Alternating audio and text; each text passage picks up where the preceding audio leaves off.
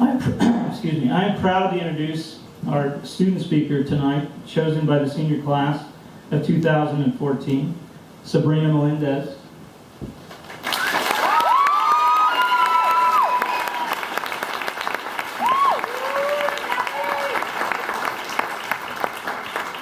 Sabrina and I met this year through her commitment to our community.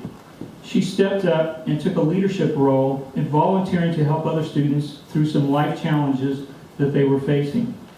She always inspires others to up their game. Her teacher, mentor, and creative writing chair, Kim Henderson, had this to say about Sabrina. The reason Sabrina is good at so many things is quite simple, really. She works incredibly hard. I have never seen a student balance the workload she has and do it so well. She is a perfectionist, and she won't turn something in unless it is her best work. She is really inspiring. You see her diving into her work with such passion and dedication that you want to work hard on your own stuff. Without further ado, I give you Sabrina Melendez.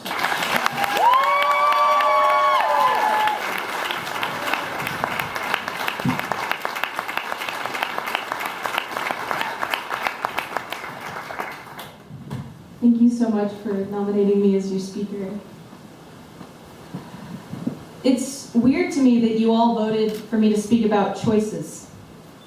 We've been lectured on choices our entire lives. By our parents, we've been reprimanded over and over for making bad choices. And towards the end of the school year at Idyllwild Arts, all of your teachers are like, "It's the last stretch, kids, make good choices." On the radio, you could either be hot or cold, yes or no, in or out, up or down. What if I want to be both up and down, Katy Perry? Choices are all around us, and we're always asked to make decisions. We do it every day.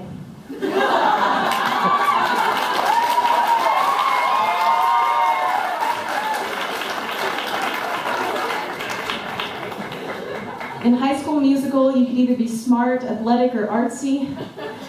And it was the same in real life, too.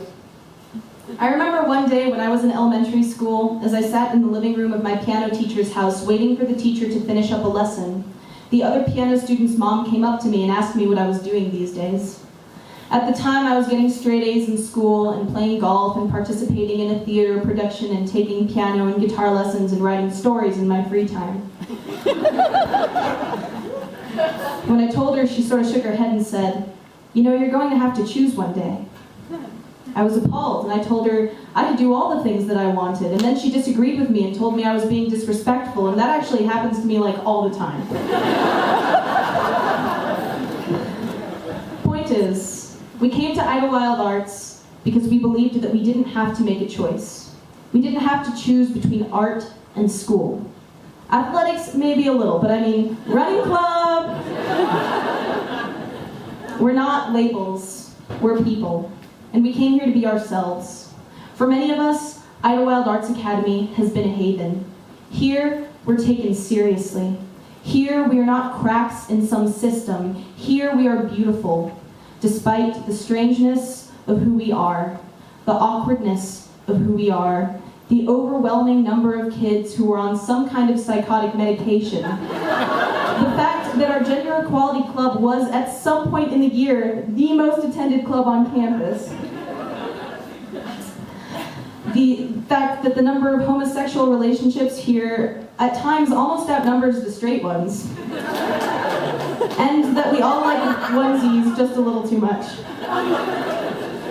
We came here because in a world that demanded nothing of us but quiet and gentle submission, our chests were roaring. Our passion could never be locked up behind chain link fences, behind hands left unraised. They were soaring. We have been building wings for ourselves since day one, rough at first, pieced together with Elmer's glue and construction paper, but refined by the dream, by the belief that somewhere out there was a place where broken souls could be pieced together, where hushed voices were taught how to sing, and crushed bodies were taught how to fly. As we leave Idyllwild Arts Academy, we're faced with many more choices. and we're afraid.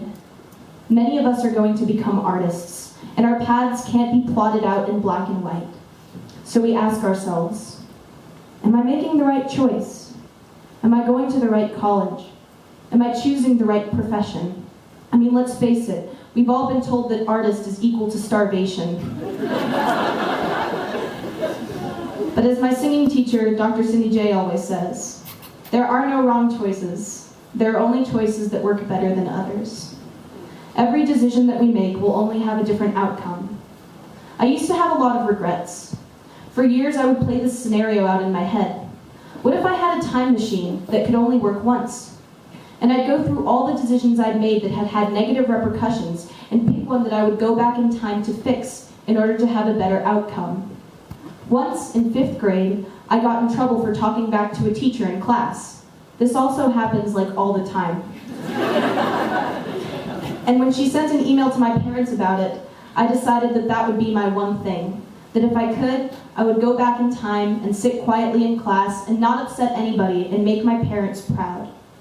And yet, as I grew older, it would always change. In 7th grade, I decided that if I could go back in time, I would gather up some guts and ask that one guy out before he moved away. In 9th grade, I decided that I would go back in time and let my best friend know just how much she meant to me before she ruined our friendship. But each time, I would just find myself upset and empty-handed, stuck in the present with no time machine. We're afraid to make choices because we want to be happy. We want to make sure that we're making the decision that in the end will just make us happy. But the truth is, we're never going to be 100% happy. We're never going to be 100% satisfied with our lives. And the more that we keep working towards that goal, the more we will feel like we failed. Anyone who ever took a literature class with George Pratt knows. He would spoil every ending of every book we ever read. It would annoy and upset all of us, and we would complain about it endlessly. But he would merely say that it wasn't about the plot. It was about the way the characters changed along the way. We are not following paths, we are carving them for ourselves. And in the end, it isn't about which way we turned. It isn't about how hard we fell, or how high we flew, or how much money we made, or even how happy we were. In the end, it is all about how we changed along the way. And when we are gone, it will all just be about who we were and what we stood for. Thank you.